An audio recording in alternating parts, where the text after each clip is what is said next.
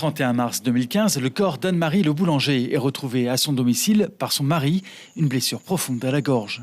Le rapport d'autopsie cité ce matin indique que la mort a été causée par la section des carotides droite et gauche à l'aide d'une arme blanche. Condamné par la cour d'assises de Cayenne en 2019, Darwin Asprilla a décidé de faire appel. Monsieur Asprilla a été condamné à la réclusion criminelle à perpétuité assortie d'une peine de sûreté de 22 ans. Une peine de sûreté de 22 ans, ce qui est la plus lourde peine prévue par le Code pénal depuis l'abolition de la peine de mort.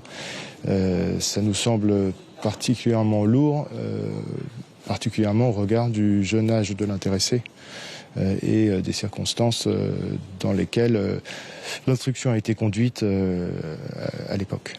Car après les faits, Darwin Asprilla est parti en Colombie, son pays natal. Il ne sera interpellé qu'en 2017 en Guyane, suite à un cambriolage.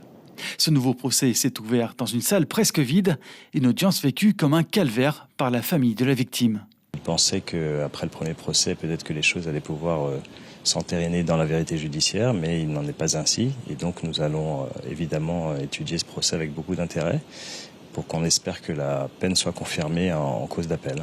La réclusion criminelle à perpétuité me semblait adaptée aux faits qui étaient reprochés à M. Asprilla. Ils sont des faits extrêmement graves, un crime abominable qui était fait de sang-froid contre une personne vulnérable. Et évidemment, le retentissement pour la famille de Mme Le Boulanger était dramatique et terrible. Les enquêteurs de la section de recherche de Cayenne ont rappelé les éléments fondamentaux de l'enquête, avec notamment les traces ADN de Darwin Asprilla, retrouvées dans la voiture de la victime, une Twingo déposée sur un parking, cité Cabassou.